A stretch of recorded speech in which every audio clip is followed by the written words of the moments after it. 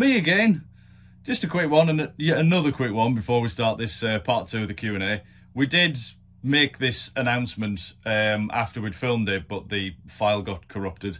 Fraser and me are going to Crick Boat Show this year, so if you're around there on the 25th of May and you see us wandering about looking a bit lost, come and say hello. Be nice to see you all. Right. Trevor's Barking Mad... Yes. Trevor's Barking Mad channel YouTube. That's a fantastic channel name. That's brilliant. Will Fraser be getting a boat? Simple answer, no. Yes, you will. Simple answer is yes. No, you will.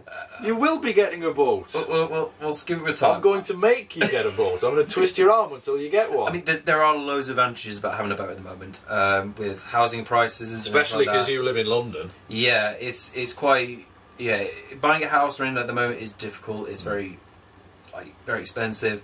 Buying a boat is a lot cheaper. You're not paying council tax, and you don't think you've got to repay for your mooring fees, right?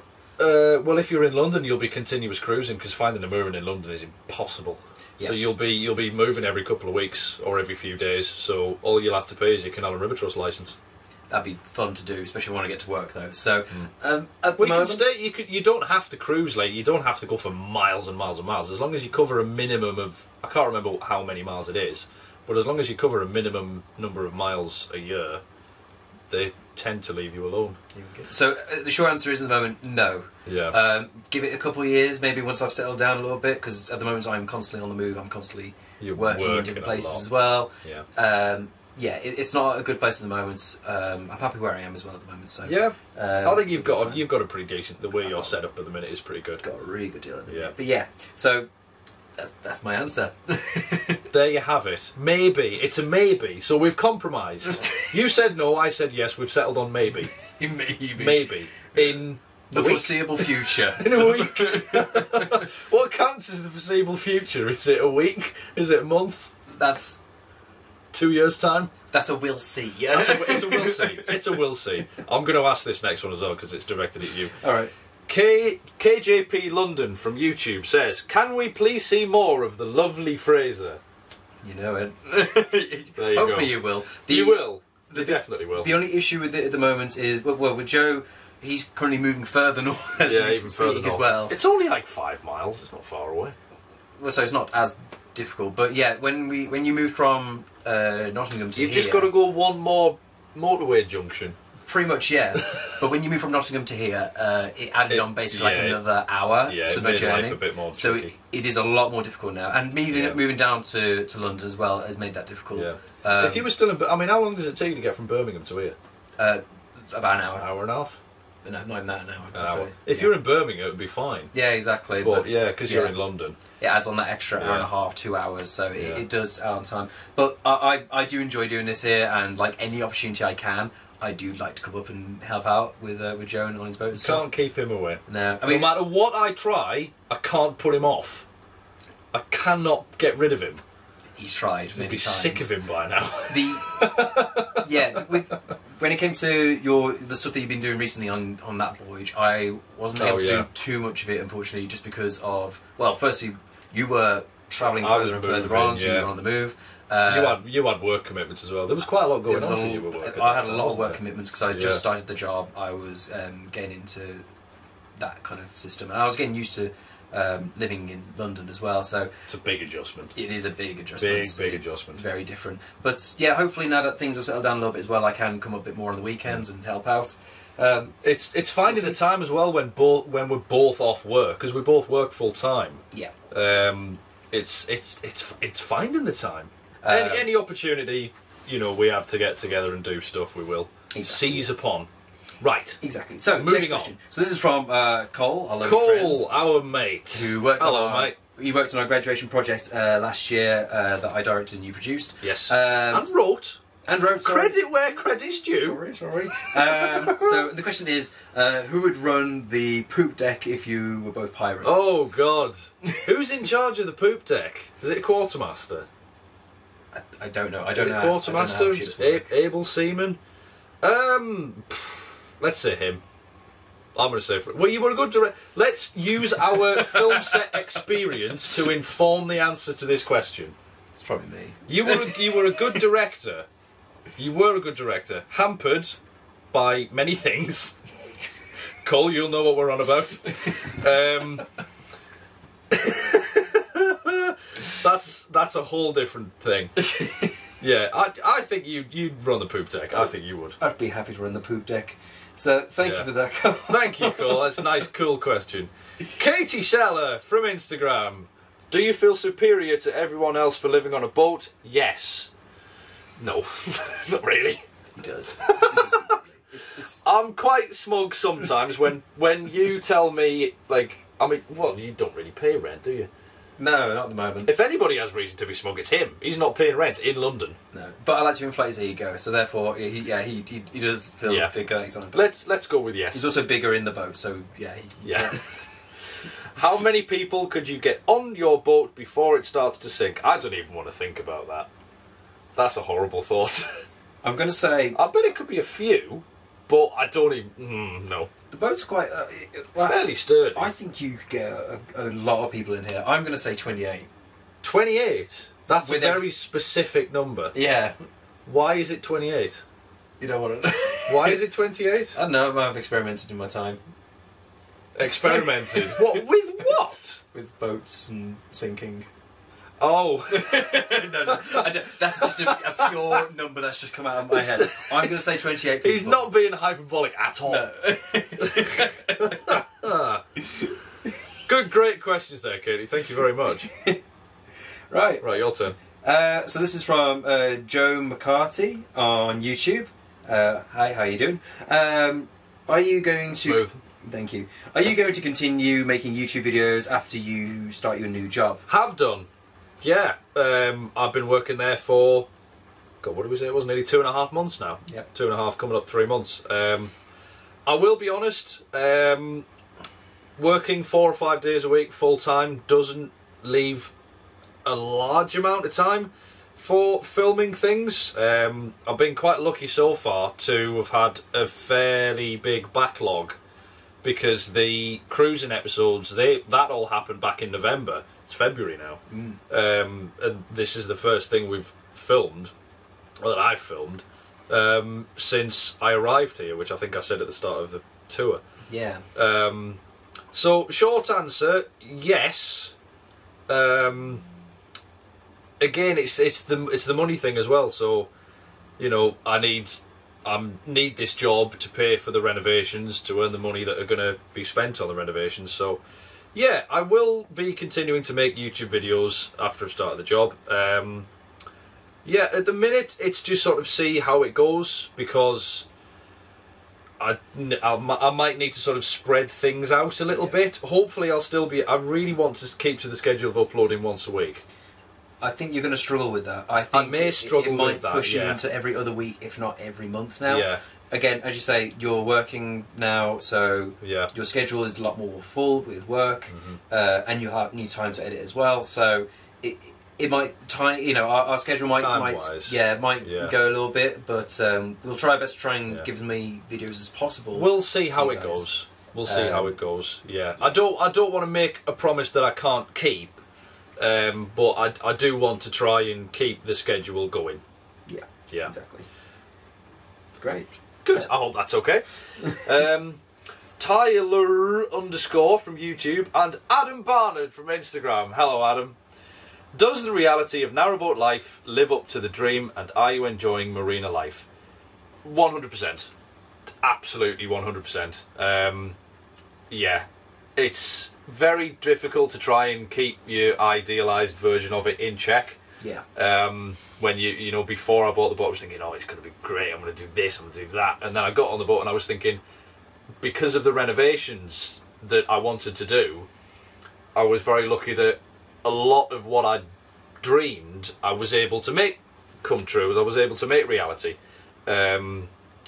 Marina life's brilliant. I love it. I don't have to be as cautious with my electricity because I'm plugged in to shore power, which is nice. And it's brilliant. I mean, where I am now, I've sort of it goes back in. I've just started to sort of settle in and feel like home and make some friends, and then I'm moving on. But But yeah, marina life's wonderful. It's really good. It's nice having people around you, you know, that you get to see regularly. It's just like having neighbours on a terraced street, except the houses are made of steel and float on water. Yeah, and the cafe's nice here as well. Cafe's fantastic. It's always a bonus having a cafe. Yeah. Tyler's mum. Hello, Tyler's mum. Also from YouTube. Do you see yourself living on the boat long term, and any future plans? Wow. He doesn't even think about tomorrow, not to mention like what he's been thinking in the future. Yeah. I wouldn't, you know, I don't like to think that I'd only be doing this for like 5 minutes. You know, when I first bought the boat, I think I might have said in episode 2, I think, when we were at Red Hill Marina for the survey.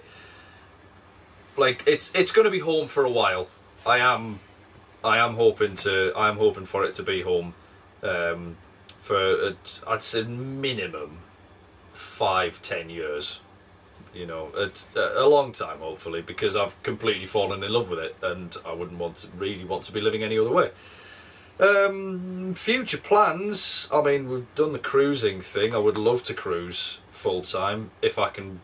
You know, as much as I love this job, it's an amazing job. If I can find a job that allows me to cruise full time or sort of semi full time, then I would go for that, because it's a big wide network, and there's a lot to see, and I want to see it. So I've been editing. I'm editing the second part of the Q&A right now, and I've just noticed that in the tour I mentioned that I'd tell you more about the plans for the bathroom. So in response to Tyler's mum's question, I'm going to show you what those future plans are.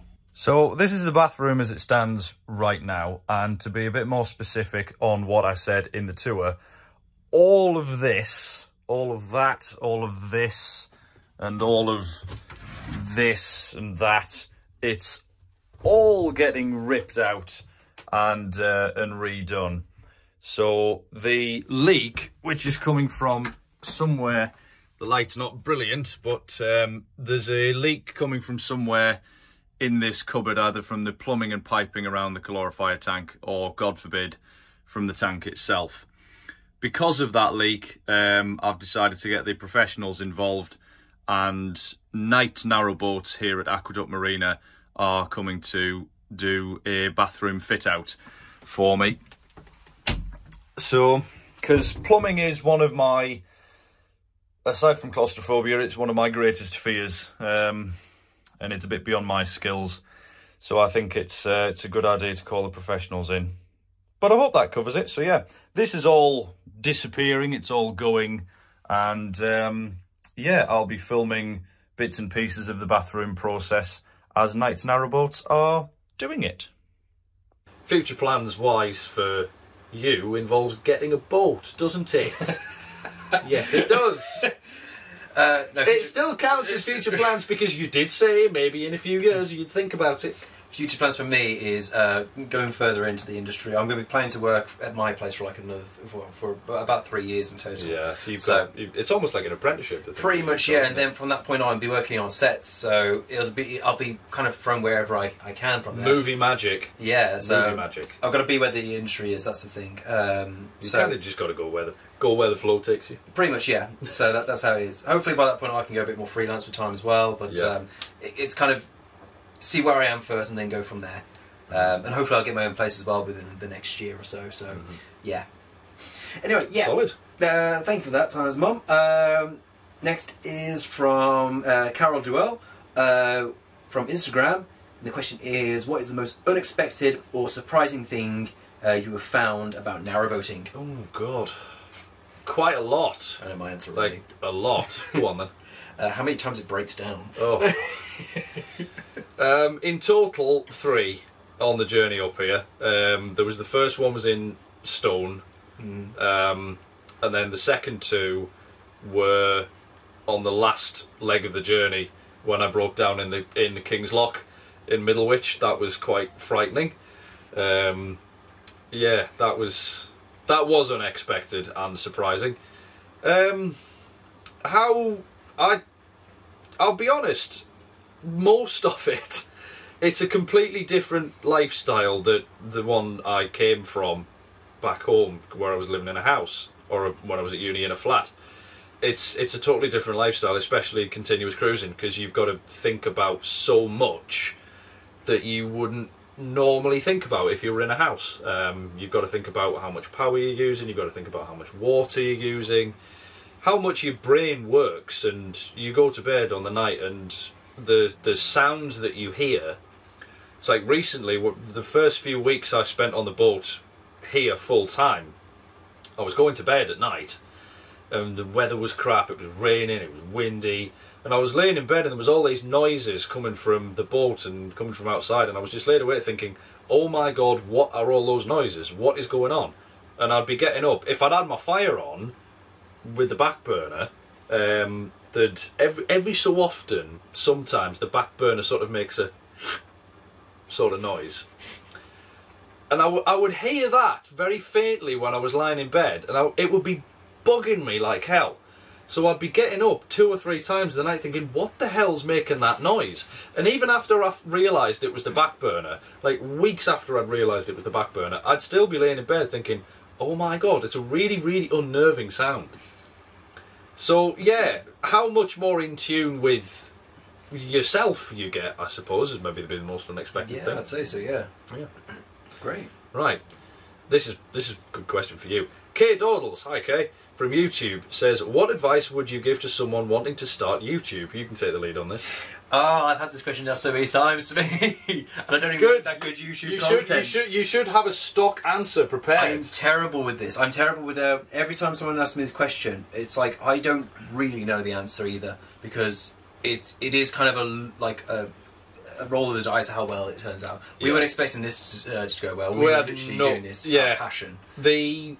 The first episode went up, and it crept up to, like, I think 500 views or 800 views. Yeah.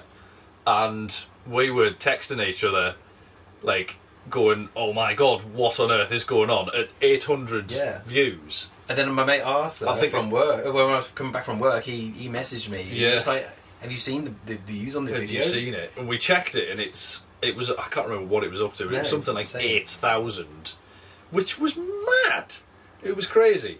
But, I mean, if I may, keep it simple. Yeah. Keep it simple. You don't need to put on a performance.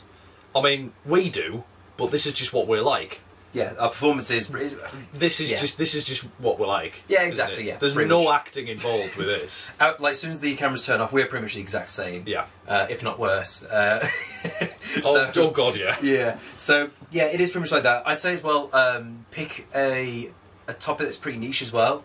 Kay's also on a boat. She's just recently bought a boat. There we go, so even better. So, yeah, I'd say pick something that's pretty niche. I think the biggest issue with YouTube at the moment is that a lot of people are just doing lifestyle and video gaming and stuff like that, and that's something that it's really difficult to get into to get those views, because there's so many people who are also doing the same thing. Boating is brilliant because with this, not many. I'm going to disagree with you there. There's a lot of narrowboat YouTubers. There is a lot. And I think we've had a couple of comments on some of the videos going, oh, another narrowboat channel, it's getting a bit dull now, lads. And we're like, well, if you're finding it boring, don't watch it. It's very simple, just don't watch it. But, Kay, if you're making videos about, the boat's not called, the camper van's called Thelma, Juniper, I believe is the name of your boat. If you're making videos about this kind of thing, there is... Again, I don't want to cast any judgments, but the one thing I noticed when I was watching a lot of narrowboat YouTubers was it was kind of all the same. Everybody knew a lot. There was a lot of advice videos out there, which is fantastic. We would be lost. I would have been lost without those. But a lot of the cruising YouTubers who cruise full time, and again, I don't want to knock anybody at all, a lot of the videos are the same. You can watch 2 different channels and the videos are almost identical. Pretty much, yeah. So what we did when we approached this was thinking, how can we make it different?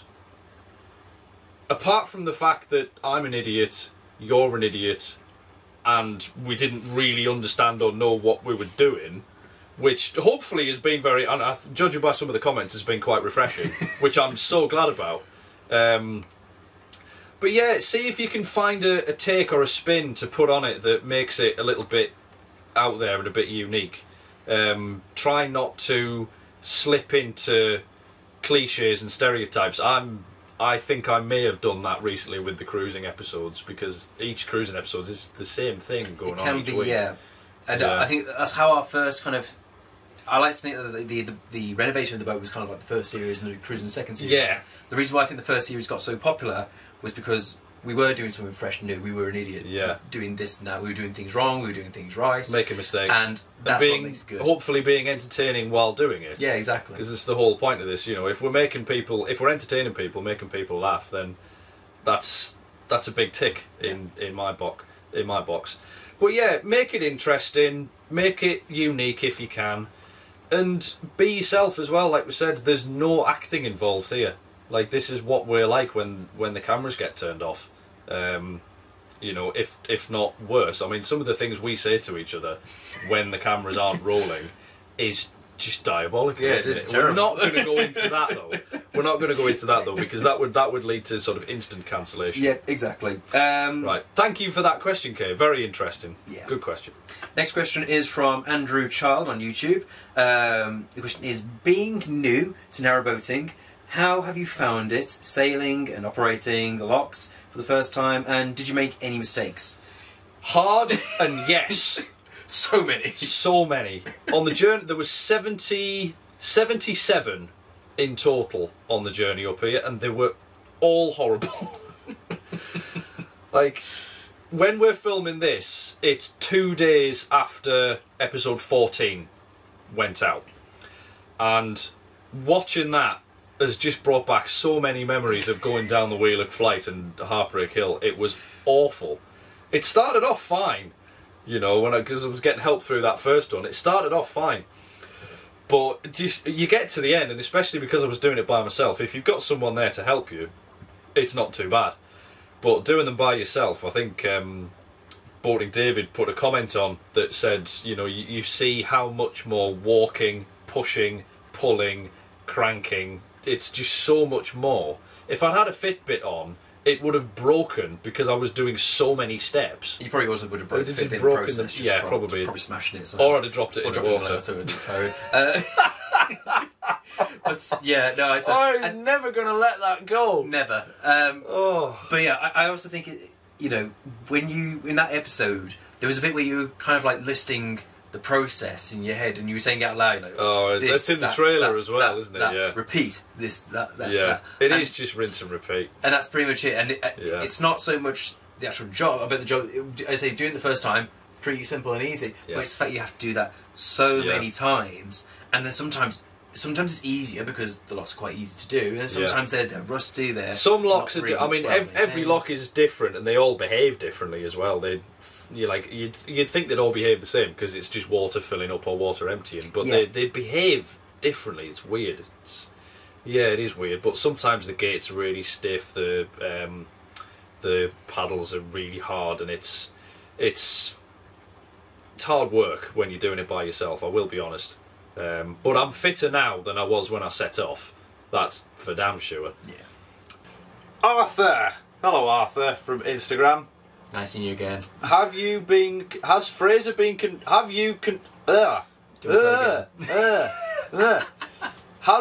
been convinced to get a boat yet? I think I'm doing a pretty good job. I'm edging him towards it. It's like the third time he's trying now yeah. within the past hour. Yeah. It's like, do it, Fraser. Do it. Just do it. I think you might have to blackmail me at this rate. Oh, I've got plenty of blackmail material for that. I've got so many things. I've got so much dirt on you. You better buy a boat soon. He keeps sending me stuff as well on Instagram. Like, he keeps sending me links to boats that I'm looking at them going, oh, they look nice, and then I saw the price, and then see the price tag. Oh, maybe not. So not quite yet, Arthur, but we're getting there. He's getting there. So this is for both of us. What's your favourite episode so far? Ooh, go on, you first. Surf aerobics. I knew you were going to say sofa aerobics. It's just so funny. It's so good. Sofa aerobics is my favourite episode as well. It was the most fun to edit, and I think it's the funniest one we've made so far. Yeah, I think it's just so comical, and everyone that's been in the series has been involved as well. Yeah. Apart from maybe my dad. Yeah, I think the only person... Yeah, I think Steve was the only one who wasn't there. Yeah, it was good fun. It was a good day as well. It was a brilliant day. It was good fun. And it was good fun. It was kind of noted as like the last kind of like day where it was really nice before winter came. So it was a nice I think milestone as well. The B&Q trip was brilliant as well, because we just ran around B&Q being like overgrown 12-year-olds. It was a really good episode. It was brilliant. I do love... Yeah, Sofa Aerobics is our favourite episode. Yeah. I was really proud of the title when I came up for that as well. Although the title was fun, I was so pleased with myself. Brilliant. And these are questions for you, Joe, from Arthur, so I'll read them all out. So they're quite easy questions. Yeah. Where in the UK would you want to travel to in your boat? Wales. Good answer. Is it cold living on the boat? No. Is it cold living on the boat again? No. That question's twice. How do you get hot water? From a kettle. What happens if during the night there's a big flood, you're asleep and don't notice? Will the boat float away and you'll wake up in the new location? No, because I'm tied onto bollards with ropes. Good Dan. All right, moving on. Thanks for those questions. Thanks, Arthur. Quick fire round. Quick fire round. Sam Hudson, Instagram. Hi, Sam. What have you enjoyed learning the most about Lydia over your voyage? Ooh. She's a beauty. She's a good girl. She's a good girl. I mean, to be fair, like, you know, we refer to ships, sometimes steam locomotives, like pieces of engineering as she and her.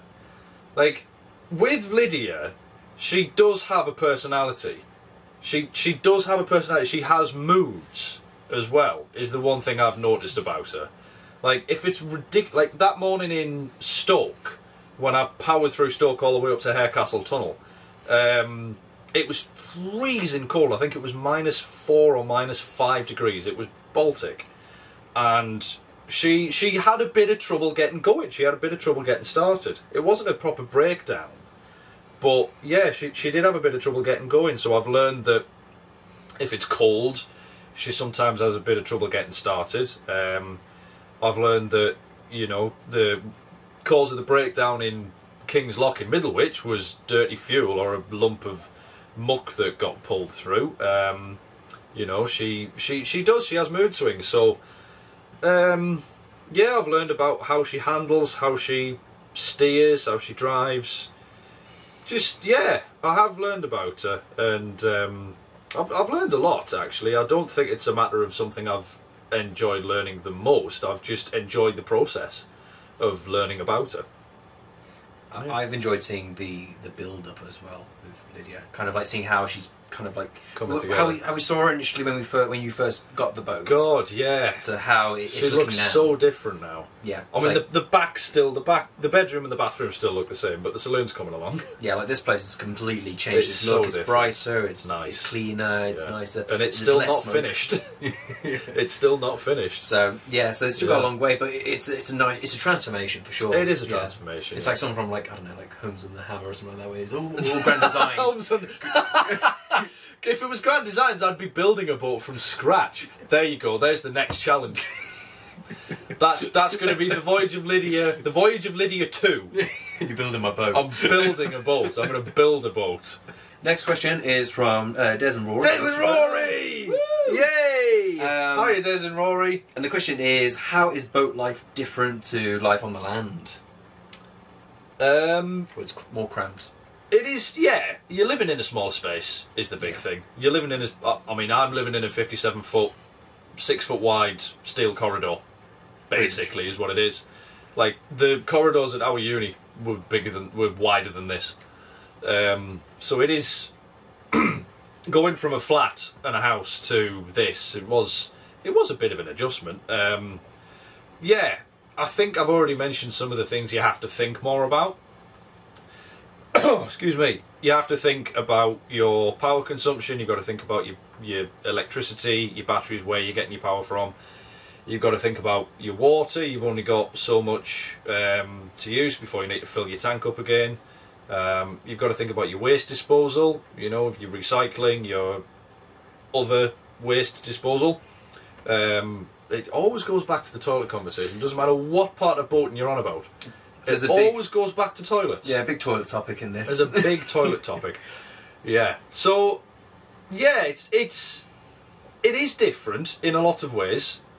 Most of them good, in my humble opinion. Some of them not so good, like having to empty out the toilets every week or so. Which I'm sure you saw in that one episode. Oh God! You put it in the wrong toilet. First as well. To be fair, we didn't know any better, and at Red Hill it wasn't. Was it obvious? It wasn't really obvious, no.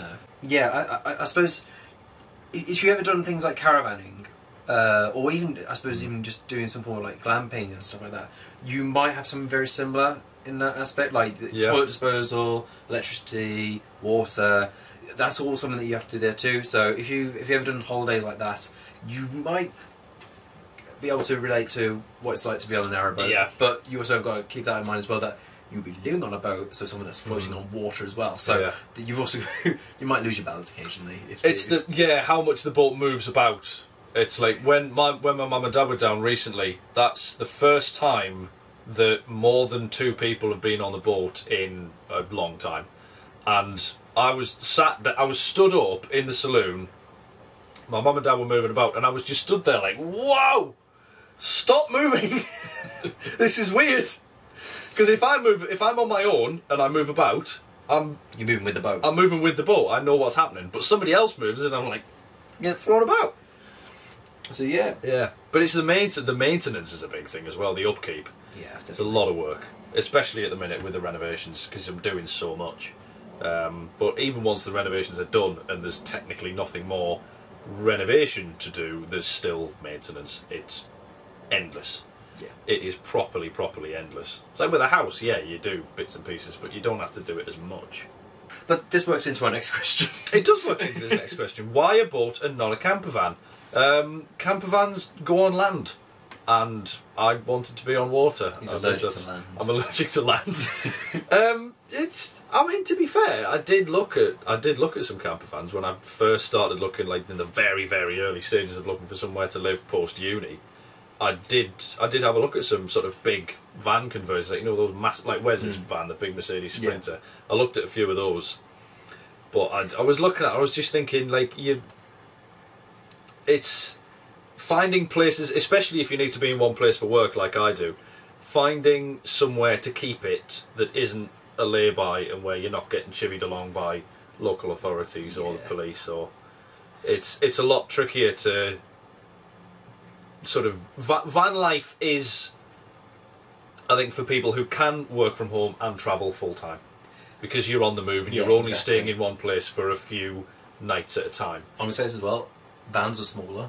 Yeah, I've got more space in here than in a van. Yeah, my family have a caravan, and when we take it on holidays, it is a lot more cramped in there than it is in here. Yeah, it will get. You're basically boiling yourself into a little oven, basically. Yes.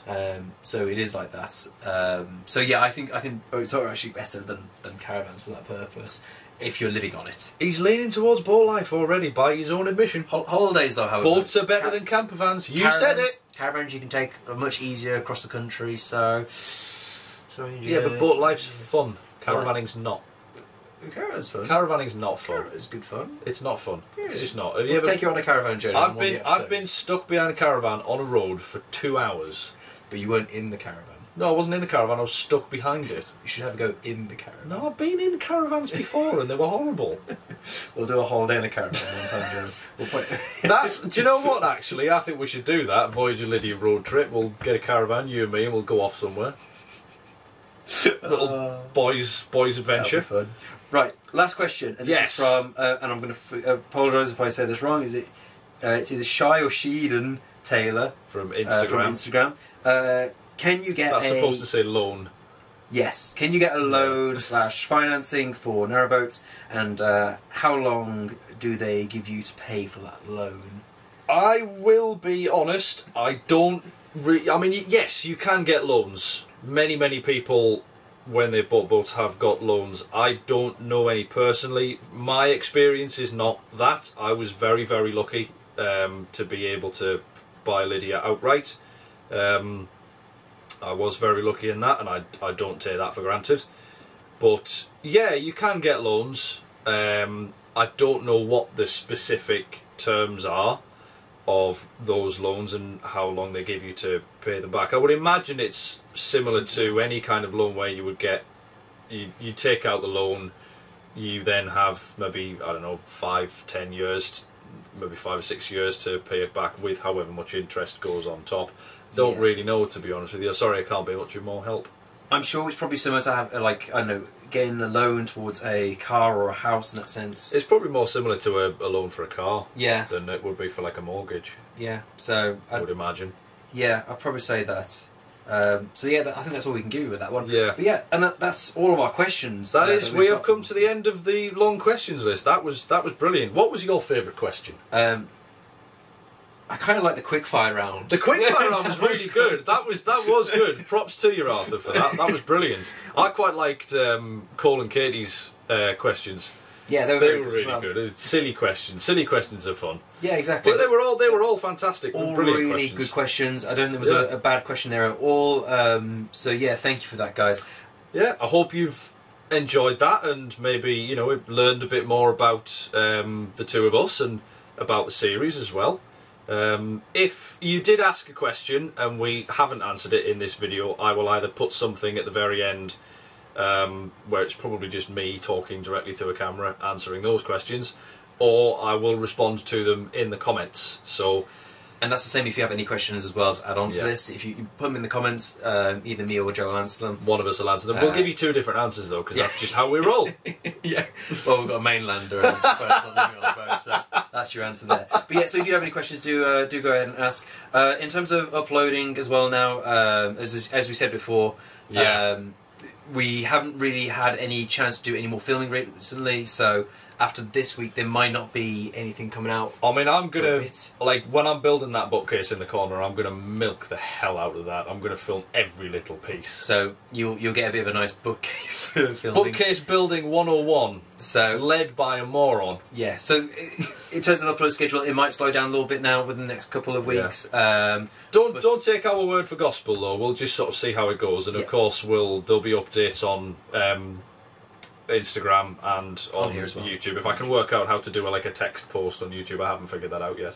So you're still figuring out YouTube. I'm still working things out. So you know? yeah, but yeah, and I'm going to say this again from like the previous times I've said it before. Thank you guys so much for the support for this. We were not expecting how well this channel's kind of exploded. It's really blown up. Again, we were doing this as a passion project. It was we were just going to do it for. It's kind of it was kind of a continuation of sort of what we were doing. Like keeping our hand in with the stuff we learned at uni, yeah, wasn't exactly. It? Yeah, and especially for you with the camera stuff. Yeah, it was a good opportunity for you. So yeah, and it's given us a chance just to learn a bit more about well, firstly you living on a boat now, and me be able to develop the equipment and make something out of this as well. Yeah, so, it has been really fantastic, and I've said it again, I've said it before, I'll say it again. It means the world to me that so many of you take time out of your day, 20 minutes, half an hour to watch what I and we get up to. It's really humbling, so thank you very much from the bottom of my heart. That's enough of the sappy stuff. Shall we go and have a beer? Yeah, I fancy it. Well, I'll probably not have a beer. You've got to have a non-alcoholic beer. Yeah, I'll have a proper beer, you can have non-alcoholic beer. Right, pub. Right, pub. Thank you guys, see you soon. You're right, just leaving the boat here for a bit. Yeah, we're gonna go to the pub. You lot stay here and keep an eye on the boat. Thank you very much. Appreciate it. Bye! I've made a catastrophic mistake. Next time on the Voyage of Lydia. My DIYing genius knows no bounds. The renovations resume aboard Lydia as I use my 2 days off work to crack on with finishing one of the last big jobs in the saloon. So, I've got my green paint, I've got a tray, down. I've got a clean roller. Let's go. Thank you so much for watching, everyone. I'll see you next time.